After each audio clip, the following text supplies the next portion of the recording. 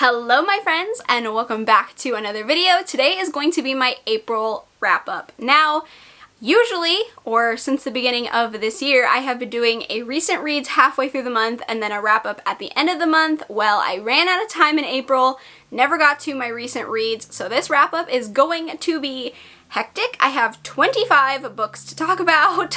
I had a 48-hour readathon with my patrons. I had my book club for Patreon. I had the blind TBR pick books, and then I read like outside of that and read like my own stuff too, so I have a lot to talk about. The setup is going to be a little different than normal as well. I'm not doing it by star ratings. I'm kind of grouping books together, so it might be a little different than normal. It might be a little bit more chaotic. I'm very sorry. I'm gonna try to keep this as short and sweet as I can. We know I can ramble, but this is gonna be a long one, so buckle up. First up, I had two DNFs this month, which these were my first DNFs of the year actually, which is kind of insane, but the first one was Woman of the Year by Darcy Bell. This was actually sent to me. This was an ARC released in March the 21st, so I hadn't read it yet and I decided to pick it up because it seemed like a short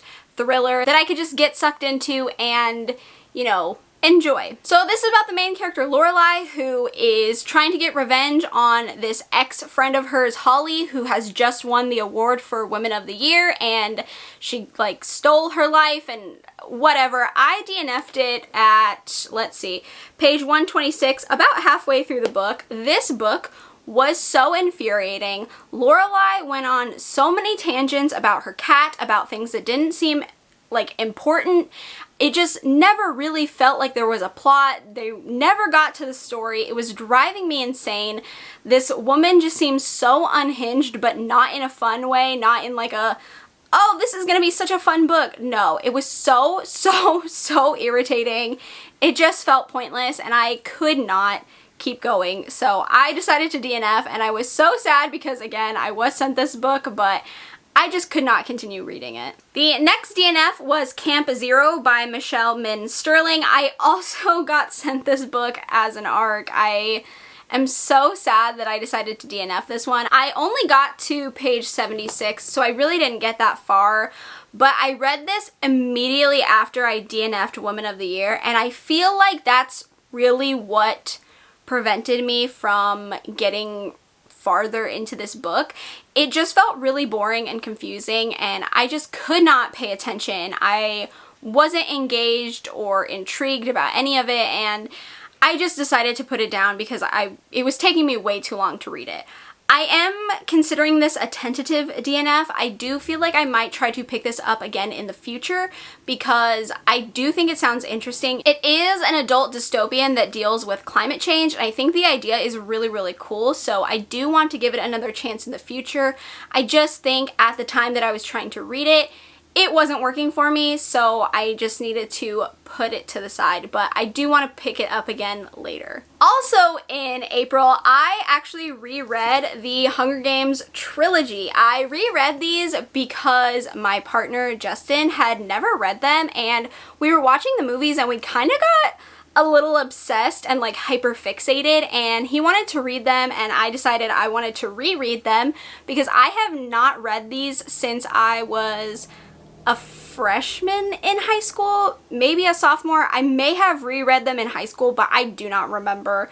I probably did, knowing me. I did tend to reread books back then. I don't tend to reread books now.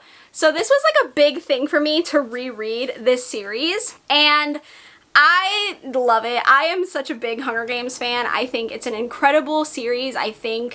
I love the movies as well. I think they're amazing and I just love everything that Suzanne Collins did with this story. I think it's incredible. So I'm not going too much into my thoughts because I could ramble about the Hunger Games for a very long time.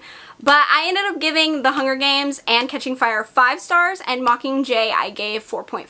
I think it's just as good today as it was when I read it in high school. I feel like I also got to re-experience it as an adult and it felt a little bit different, but I still felt pretty much the same way I did back then. Like I still loved the characters. I just loved everything about this series. I think it's incredible. But yeah, I had a lot of fun rereading it actually. We're planning to reread the Maze Runner series as well because he hasn't read it, but I did. Well, I never actually finished it, but I did start the Maze Runner series when I was in high school, so we're planning on doing that as well. But yes, I love the Hunger Games so much, and I had so much fun rereading it. Next up, these books are the ones that I picked blindly for my April TBR video. If you haven't seen it, I will link it down in the description box. I just picked these randomly, and they were a part of my TBR. The first book is Never Have I Ever by Jocelyn Jackson. This is a thriller, and it's about this woman, Amy, who really is just living such a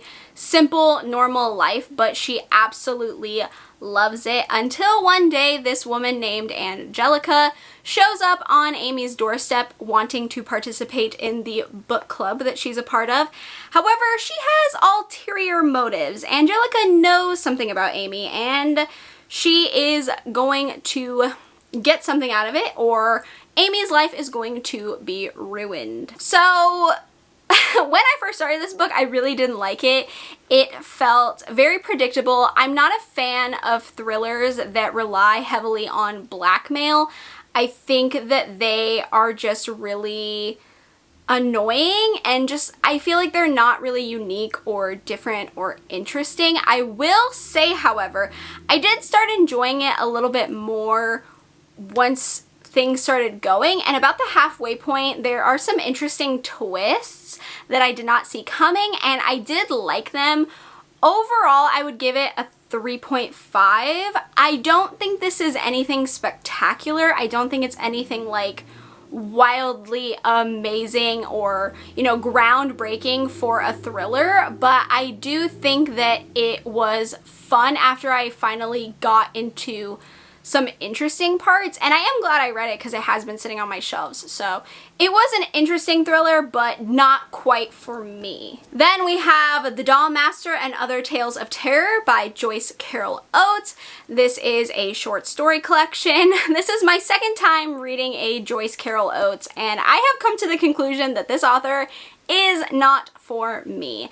The stories in here are not bad. Like, I feel like I could have liked them had they been written by someone else. I find Joyce Carol Oates' writing to be very dull and dry and just really boring, and it almost takes away any intensity or creepiness of the book. It just like sucks it dry. The writing is just so not good in my opinion that I can't pay attention to the stories. Like, had someone else written them, I feel like I could have liked them, but I was just bored while reading these stories, and I really just don't think Joyce Carol Oates is for me. After reading Zombie and hating it, I just don't think that I would pick up any more from this author. I am giving this a 3-star. I think it's fine. I think a lot of people will like this, but I personally just didn't care for it. Next up we have All's Well by Mona Awad. This one actually really surprised me because I'm not the biggest fan of Bunny. I don't really care for the book. I know a lot of people love it. It's like a classic in the horror, you know, community, but I personally just didn't really get it. It didn't work for me. I wasn't a fan of it. So when I picked this one, I was a little nervous, but I wanted to try to give Mona Awad another chance, and I really actually liked this one a lot. This is about the main character, Miranda, who had a accident while she was performing, and now she has chronic pain in like her back and her hips and her knees from that injury. She's also this college theater director, and she wants to put on Shakespeare's All's Well That Ends Well, but the kids are not really that excited about it. They really want to put on something else, something more interesting and something not as, you know, boring or dull, and it really kind of messes with her. This book is very weird, very strange. I will say though, I had a much better time with this one understanding the plot. I felt like I could grasp what Mona Awad was trying to do with this one, whereas in Bunny I was just really confused. Like, I had no idea what anything meant. I was just lost the entire time. I was a little nervous because of the Shakespeare thing. I thought I wasn't going to understand it, but that didn't really play a part. Like, I just kind of went along with everything and just kept reading. I will say that if you like the movie Black Swan with Natalie Portman, I think you will really enjoy this. This had a lot of similarities because they just have a lot of the same kind of vibes going on, and I really like Black Swan, so I really liked this one, and I am giving this 4 stars, which I am super surprised by. Next, we have Circling Back to You by Julie 2. This is a romance. This is also like a fake dating romance. This is about these co-workers who are really good friends, but they also kind of have this like a little tension between them. Like, you can tell that they like each other a little bit, but they don't want to push the boundaries too much. You know, they're trying to keep it, you know, work friendly. The thing that throws me off is the dating aspect of this book, because in the plot synopsis it says that he recruits her as a fake girlfriend for this family gathering, and he does, but like it's not really a major part of the plot. A lot of this book is actually related to their work. I felt like the romance was not really a key point of the plot at all, and that was frustrating because I mean, I didn't really care about their jobs. I cared more about the romance between the two, and it just felt like really random and weird, and I don't know. I just didn't really care if they got together or didn't, which is always a bad sign in my opinion. If I don't care if the two love interests don't get together, that's not really good news for the book. The steamy scenes could have been steamier in my opinion. It wasn't like a fade to black moment. We did get a little bit of steam, but it wasn't anything like crazy or, you know, wild. It was just like a little hint thrown in. So overall, this was not a perfect romance for me. I felt like it was just very like meh. I would give it 3 stars. I just felt like I wasn't overly excited by anything, and again, a lot of the book has to do with their jobs, which I just really didn't care about. I was hoping that I would, but I didn't, and a lot to do with their families. Mainly the main character is Cadence. It has a lot to do with her family, but again, I just wasn't that interested. I wasn't that like connected to either of their storylines, and I didn't really care how the book ended, so unfortunately this wasn't that great for me. Next is 12 Nights at Rotterhouse by J.W. Ocker. I am so disappointed I didn't love this one. I know so many people loved this book, but I did not. So this is about the main character, Felix. He wants to write this book about spending a night in a haunted house for 13 nights. He wants to stay in that haunted house and write about his experience and not leave, and just, you know, be really immersed into the atmosphere of this haunted house. And his friend ends up coming along, and, you know, they have like this weird thing going on that happened in their past, and they kind of like hint at it, but like don't talk about it. And that's pretty much it. It's just them in the haunted house together, like working on their friendship and like rehashing things, but also like experiencing supernatural things. Honestly, I found this book really boring. I felt like the haunted or supernatural elements were really meh. I just felt like sometimes they were really good, but there was just not enough. It was really about Felix and Thomas. It's mostly about them just talking, and I was kind of bored. And I guess the twist, unfortunately, I did not think it was that surprising or interesting. I felt like it was a pretty predictable twist. Unfortunately, I read a lot of books, and sometimes surprising twists to other people aren't surprising to me because I can just kind of pick up on signs, unfortunately, which really sucks because I like to be surprised. So this twist was just really like okay to me because I already saw it coming. So I wasn't really shocked. I just found it boring a lot of the time. I really didn't care what they were talking about or their friendship, honestly. I didn't really care about either of them. So yeah, and overall I'd give it like a 3-star. It was fine, but nothing I would, you know, actively try to read again or actively recommend. The next and last book in the TBR that I picked blindfolded is Gallant by V.E. Schwab, and surprisingly enough, I actually really liked this one. This book is about the character Olivia, and she basically lives in this home for girls, and she has her mother's journals, but she doesn't really know about her family. She doesn't really know anything about like her life, really. She just remembers living in this house with these girls. So she ends up getting this letter calling her back home, and she's very excited. She can also see the dead. Now, this book, is it surprising or wild or unique or anything that I had never read before? No.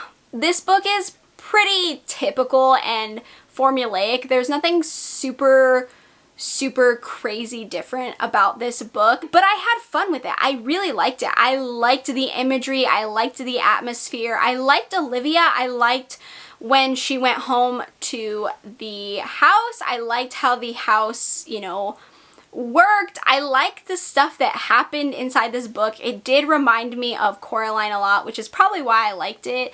So, you know, again, I just had fun with this one. It's not anything crazy, special, wild. I feel like you'll probably know what's going on in this story if you pick it up. I thought it was really just like a good time. I was invested in the story. I was excited to read it. It went by really quickly, and you know, it was a good book. I liked it. I would give it 4 stars. Next are all the books that I read in the 48-hour readathon that I did with my patrons in April. We had so much fun. I have a vlog showing what I read, so I'll link it down in the description if you want to check out that video. First up is The Wrong Number by R.L. Stine. This is a Fear Street book.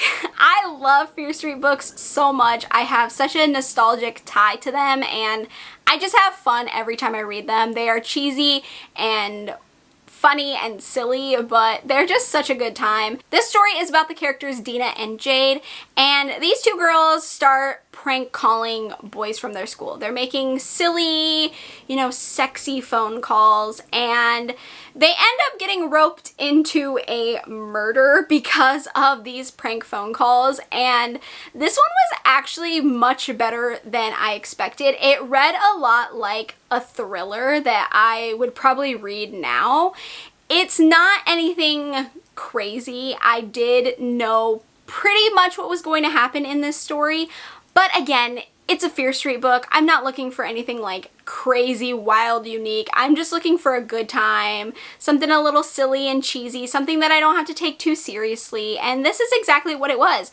I thought it did a really good job of the type of story that it was trying to tell, and you know, overall, I had a lot of fun, and I would give it 4 stars. Then we have The Necrophiliac by Gabrielle Whitcop. This is a French translated story. It's only 91 pages. Thank goodness, because this is a lot. This is about the main character, Lucien, who is a necrophiliac. And it, you know, it goes into detail about what he likes to do and who he likes to do that stuff to. Check trigger warnings, because our good friend Lucien here doesn't really discriminate on who he, you know, likes. So women, men, children. It's very gross. It's not as bad as I thought it was going to be in terms of writing. I thought it was going to kind of go over my head, and I thought I was going to have like trouble concentrating, but it's a very easy read in terms of, you know, how you read it. The plot's not that easy. It's very gross. It goes into a lot of detail, and you get a good look at his mental state, and it's fascinating, but it's very gross, very disturbing, and very messed up. But I liked it, and I don't know what that says about me, but I would give it 4 stars. Then we have a classic, which is The Hellbound Heart by Clive Barker. I have been trying to get this read for so long, and I just haven't been able to pick it up. I had a feeling I was going to like this one because I am a fan of Hellraiser, and I like this story a lot, and I felt like this was a really easy, fast, quick read. I felt like it was very straightforward. I feel like if you like the movies, you'll probably like this because it's just very similar. I felt like there weren't too many differences, and it was just a very easy read. Like, it's not overly complex to the point where like I was, you know, bored or wondering what was going on. I felt like my only criticism of this story, which isn't really fair for me to criticize it because I already knew going in I wasn't going to get it, but I just wanted more of the Cenobites. I wanted more like background information on them. I wanted to like really get into the Cenobites, and I just felt like everything would have been just so much more elevated had we been given a look into the Cenobites a little bit more. I already knew we weren't going to get that, so it's a little unfair that I am upset about that. I knew that's not what this story was going to be about, but I just think it would have been a lot cooler had we gotten a really close look at the Cenobites. But otherwise, I thought this was a really good time, and I would also give it 4 stars. Next, we have Carmilla by Sheridan Le Fanu. This is the story that inspired Dracula. It is a classic, and I had an okay time with this one. This is about the main character Laura and her father, who see a carriage that kind of gets into an accident, and they rush over to see what's going on, and they end up taking in this woman named Carmilla. And Laura and Carmilla kind of begin this friendship, and you know, something's a little bit not right with Carmilla, okay? Something's a little bit suspicious. Honestly, my biggest complaint, and it's hard to really knock it for this because it is so short, this was a little bit boring. It is more of a gothic story, which we all know is very hit or miss for me. Sometimes it works, sometimes it doesn't. This is very much about atmosphere and just like quiet little creepy parts, but I just wanted a little bit more from it. I knew going in that I could either love it or hate it. I didn't hate it, and I didn't really love it. I would probably give it a 3.5 if I'm being generous, a 4-star. There's just a lot of talking, a lot of telling, not a lot of showing, and for me, I just want a little bit more in a gothic story like this, so this just, it was okay. I had fun with it. I liked how fast, and quick it was to read. I wish it was more fast-paced, but, I mean, it's a gothic story, so what can you expect? But it was interesting to read and see what the inspiration for Dracula was. Then we have My Haunted Home by Victoria Hood. This is a short story collection, and I also really enjoyed it. I love short stories. I specifically like short stories all written by the same author, and these ones were a lot of grief horror. It's like just a lot of grief-laced stories with a little hint of weird. Some of these stories are a little bit weird, a little bit odd, a little bit different and unique, but I kind of like that. And I just felt like a lot of people would probably be able to relate to a lot of these stories. I feel like if you've lost someone that you love and you just like, that grief, that feeling, I feel like these stories would make a lot of sense to you, and I feel like you can tell that the author was using these stories as an outlet for their grief, and I thought they were beautiful. I really loved a lot of them, and I thought a lot of them were really hard-hitting. There are the little oddball stories that are a little weird, a little bit different, but I think a lot of people might actually like this short story collection. The only thing that I think people won't love is they are on the short side, like 1, 2, 3 pages. Some are a little longer, but they're really short. But I didn't mind that too much, and I thought this was a really interesting collection, and I really liked it. I would also give this 4 stars. Then we have The Sad Ghost Club 2 by Lizzie Meddings, and I read The Sad Ghost Club Volume 1, I think, last year, and it was just so sweet and heartwarming, and I just really liked it, and I'm sad that it took me forever to read volume 2, but this one was just as cute and sweet. The first volume is about these 2 ghosts who are, having trouble having friends. They are dealing with some things, emotions and just life issues in general, just living, just like being alive. Sometimes that's difficult, but they end up becoming friends, and in this volume they end up making more friends. And I just think that these graphic novels are so precious, and I just feel like so many people will be able to see their own emotions and troubles and feelings reflected back at them, and I think that is just so beautiful. I wish I had been able to read these when I was in college. I think they would have just really made me feel so much better and feel seen and felt like I wasn't alone, and I still feel like that reading them now, but I feel like me being younger would have really gotten something out of this, but these are really sweet. I love them. They're so heartwarming. And I would also give this 4 stars. The next one is probably the standout for the entire month. This is the only one getting a 5-star rating from me besides The Hunger Games, which is a reread, but whatever. This is the only new thing getting a 5-star, and that is PTSD Radio Volume 1. I am obsessed with this. I am so obsessed with this series. It's a new favorite. I'm telling you right now. I'm in love. I think this is incredible and something that I have been looking for. This is a horror manga and it's like a short story collection. They're little short, little stories.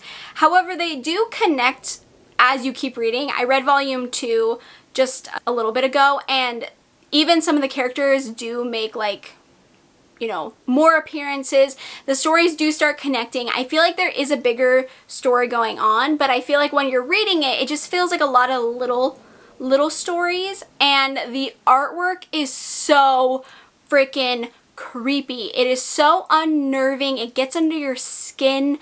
I feel like if you enjoyed scary stories to tell in the dark, you would really like this, because the artwork's not similar, obviously, but if you've ever looked at Scary Stories to Tell in the Dark, the artwork, they're so creepy. It's so unnerving, and you can just look at that artwork and be like, why do I feel like that when I look at it? You know what I'm saying? And that's the exact same feeling I get when reading PTSD Radio. I just feel like if you like that feeling and you like being unnerved and just like something's getting under your skin, you're gonna really like this. The stories are so like simple, and I don't know, it's just it's so good. I'm obsessed. I told you 5 stars. A lot of the stories have to deal with hair too, which reminds me of like The Ring and The Grudge. So I just had so much fun with this. I need all the volumes. It's a new favorite. I'm obsessed. Then we have Tombs by Junji Ito. This is a short story collection as well. We all know I love Junji Ito. He is incredible. I love everything he does, and I especially love his short story collections. I always enjoy them, and this one is no exception. I really liked a lot of these stories. I felt like I was familiar with a lot of them more than I typically am when going into one of his short story collections. I know one story at least I have in another collection of his, so they weren't all like super surprising and different to me, but I just have fun when I read a Junji Ito, and I love his art. I love his storytelling. I just think he's incredible, and I just love this one as well. So I'm also giving this 4 stars. And lastly, for the 48-hour readathon books that I read, we have Witches. This is a graphic novel, and unfortunately I didn't love this as much as a lot of people do.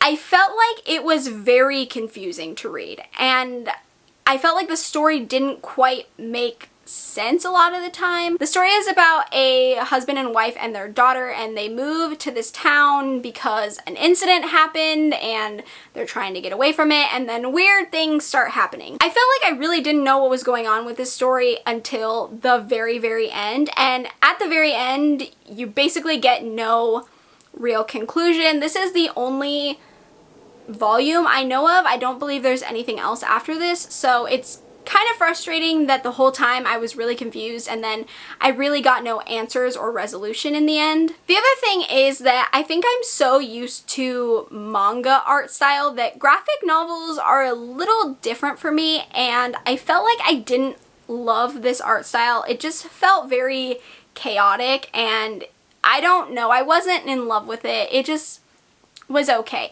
The whole story was fine. I would give it 3 stars, but I don't know if I would like recommend it to everybody. Next is all the books that I just randomly read throughout the month that I just picked because I was mood reading, and first up is The Haunting of Alejandra, and that is by V. Castro. I had a NetGalley arc of this one. V. Castro is a very hard author for me. I initially love the plots and ideas of her stories, but when I actually read them and they get going, I feel like she always takes them in a direction that I'm not that excited about or that interested about. So this is about the main character Alejandra, and she is having a tough time. She's kind of seeing things. She's having a really hard time being like present in her like world. She's having a hard time just doing daily tasks of taking care of her kids. She feels like she's not getting a lot of help from her husband because her husband sucks.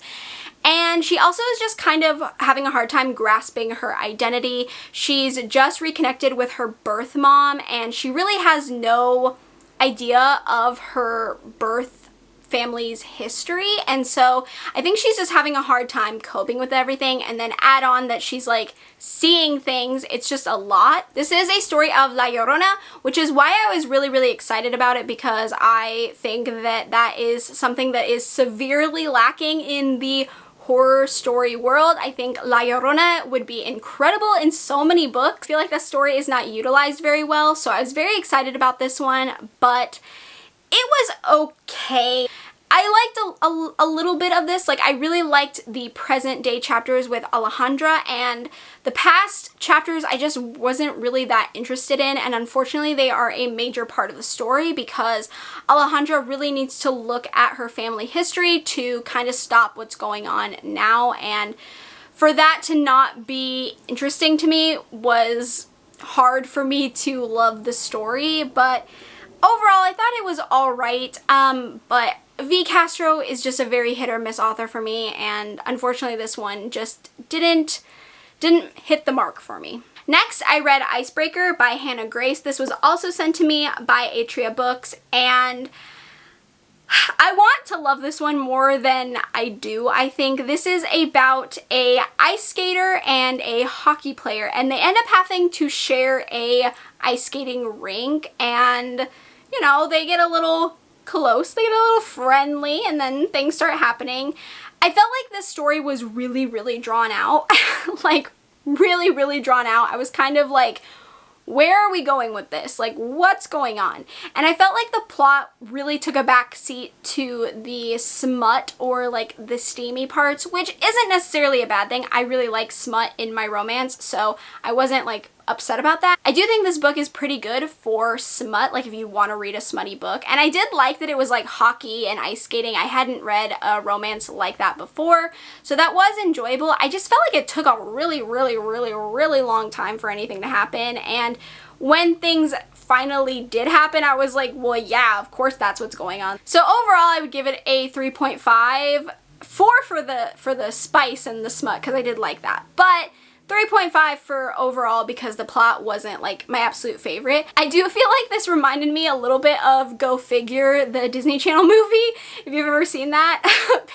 Not all the way, obviously, but just like the ice skating hockey thing kind of like made me flash back to watching Go Figure on Disney Channel. So next I read Run on Red, and this is a thriller that I have been hearing so many people talking about. I have just non-stop been seeing this on Book Talk, and Bookstagram have been obsessed with this book, and I love thrillers that take place like on the road, like in cars. I have like a thing about cars. I don't like driving. I don't like being in cars. So I think that just adds to like my anxiety.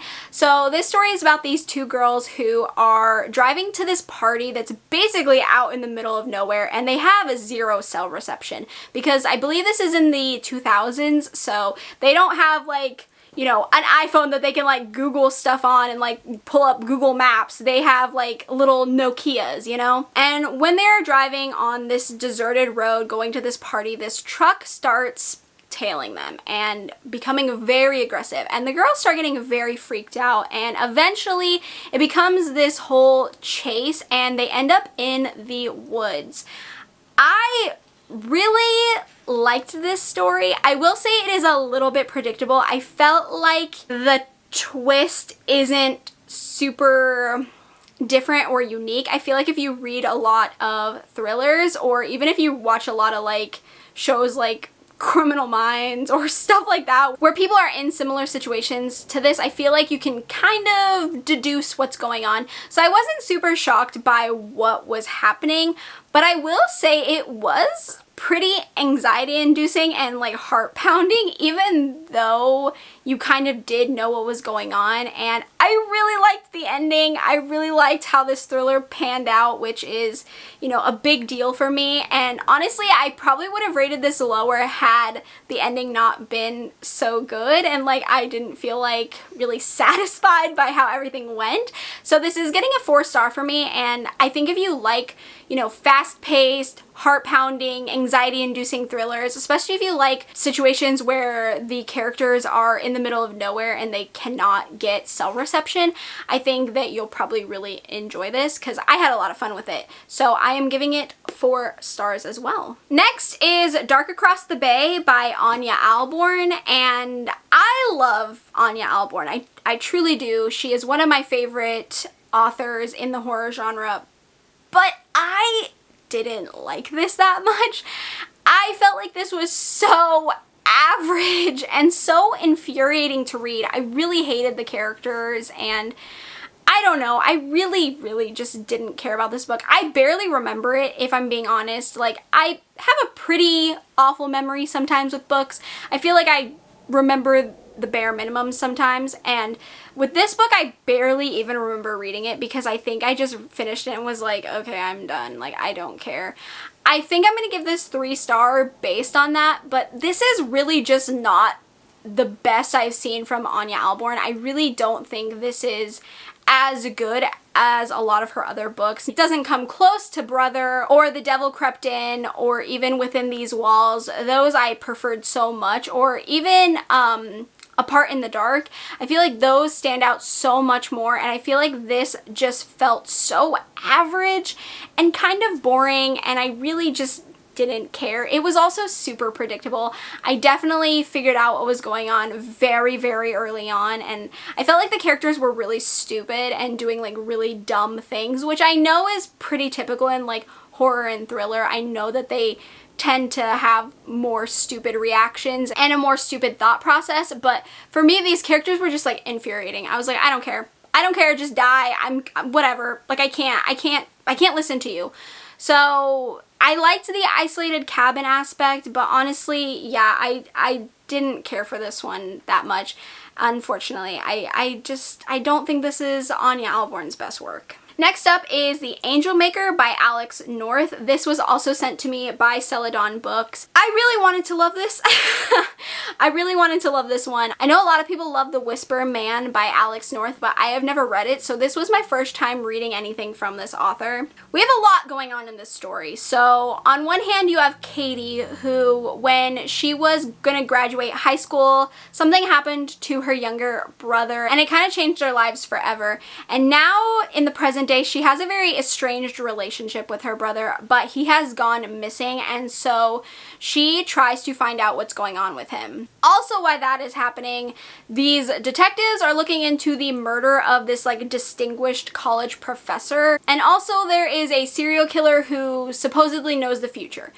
Now, I really liked the idea of this, and when I first started, I thought it was going to be like a Criminal Minds episode. I got really excited, but honestly, there is too much going on in this book. There are too many things trying to happen at once. I just couldn't focus. I couldn't pay attention. It gets a little confusing because they are throwing so much at you in one book, and I like, you know, an interesting concept. I like something new, but the future serial killer thing really didn't have anything to do with anything. Like, honestly, they make it seem like it's a really big deal of the plot, but it barely comes up, and then by the end you're just like, you're not gonna clear anything up about, okay. So literally it really didn't have a lot to do with the book, and I felt like it was just there to like be different, and I just didn't care. The book took me forever to read because I just was bored because there were so many things happening that I just couldn't focus, and I was like, I don't know what's happening anymore. And then once you did start figuring out what was happening by like the 60-ish, maybe 70-ish%, it was super predictable, and I felt like all of that unique aspect to the story wasn't wasn't really doing anything for it, and it just became really predictable. So I am going to give this a 3.5. Second to last, we have If We're Being Honest by Kat Shook. This was also sent to me by Celadon Books, and this is a contemporary fiction book. I don't read a lot of contemporary fiction. It's not a genre that I tend to gravitate towards, but I wanted to give this a chance because I do want to read more genres. I want to be able to, you know, pick whatever I want to read. So I was interested in this and I wanted to give it a chance. This book is about this family whose grandfather has just died, and they all come together for his funeral, but at the funeral they end up finding out something about the grandfather, and it kind of, you know, disrupts everything. And basically this story is about the entire family having to deal with each other for a week and live together, and, you know, they have their own issues with each other as family does, and they're all kind of dealing with something, and they all have to deal with their past, their present, and their future all within this week of staying with each other, while also dealing with this secret that they have found out about their grandfather. This is a very predictable plot. I didn't even start reading the book before I figured out what the book was going to be doing, and I don't think that's a bad thing because this is contemporary fiction, and I don't think the purpose of this book is to surprise or, you know, like thrill me. I think it's more just about the lives of these people and how they interact with each other, and how, you know, their lives are just entangled in one another, and them just trying to move on and become the people that they want to become. So I don't want to knock the book for that, but there are a lot of characters in here, and I'm going to tell you, I didn't really care about most of them. I found them all pretty annoying, except for like 1 to 2 characters I actually cared about, and I kept reading just to make sure that their storyline like had a good ending. I know family, you know, has issues. I know that family is annoying, and being around your family is annoying to some people. So I'm not surprised that these family members irritated me, but I just didn't have any real connection to them. I didn't see my own family's flaws or issues or, you know, things reflected back at me. It's not like I could connect to them on that kind of level. So for me, I just wasn't that interested or intrigued by anything going on, except for like the 1 or 2 characters that I cared about and actually like wanted to see, you know, what was happening with them. But yeah, I just don't think this was for me. I don't think it's the book's fault. I think it's just not the book that I should gravitate towards in contemporary fiction. So I'm not writing off the genre as a whole, but I just think this wasn't ideal for me in particular. But I would give it a 3.5 because I didn't hate it. And the last book that I have to talk about, I know I'm almost done. Hang tight. I'm going as fast as I can. That is Pinata by Leopoldo Gu. This was my Patreon book club for April. Technically, I'm cheating a little bit because I did start this in April, but I did finish it on May 1st, so I know I'm cheating throwing it in here, but it was my April book club pick, so I'm putting it in my April wrap-up, so no one come after me. This was one of my anticipated releases of this year, and I definitely have some mixed thoughts on it.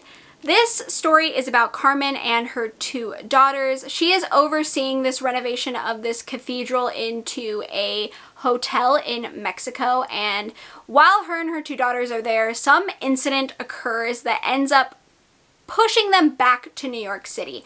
But when they get back to New York City, the youngest daughter ends up acting a little bit odd. So this is a possession horror story, which I love because I feel like possession is something that I don't see too often, and I want to see more of it because I think it's super terrifying. This book is extremely slow. The prologue, you know, starts everything off with a bang, then it just dipped super slow until I'd say like 45% into the book. Then it starts getting a little bit more interesting. You get into a little bit more of the possession aspect. but for me that pacing was just a little too all over the place. And then at the end it ramped up again and it went really, really fast. And for me the pacing was just all over the place, and I needed it to be a little bit more, you know, uniform in terms of how it, you know, flowed. I did really like the historical aspects of this story. I really like the direction this story took. I really like that this possession is not heavily religious based. The possession has a lot more to do with like history and folklore, and I found that way more interesting, and I really liked that it was different. But besides the historical and like folklore aspect, I felt like this is a very, very stereotypical possession, and I think it could have been really great. It could have been a 5-star had the pacing been different.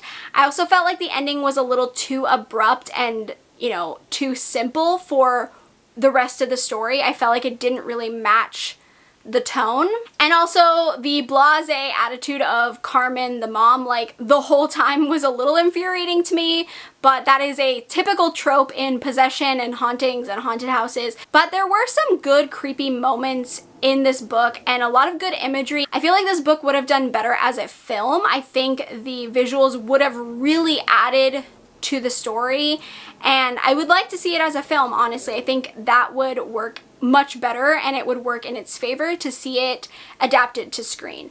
But I would overall give this a 4-star because I did enjoy it, and I did like what the author was trying to do. Alright my friends, that is it for my April wrap-up. Those are the 25 books that I have to talk about. I am exhausted. I feel like my voice is gonna go out. I feel like you all are tired of hearing me talk for 5 years. Please let me know in the comments down below what you read in April, what your favorite book, your least favorite book was, if you've read any of these, what your thoughts are, if you agree, if you disagree, whatever it is. I would love to hear it in the comments down below. Give me a thumbs up if you enjoy my wrap-ups and you enjoy me showing you all the books that I read for the month. If you haven't already, feel free to subscribe to my channel. We can become friends, talk about books, horrifying books, thrilling books, romance books, manga, all that good fun stuff.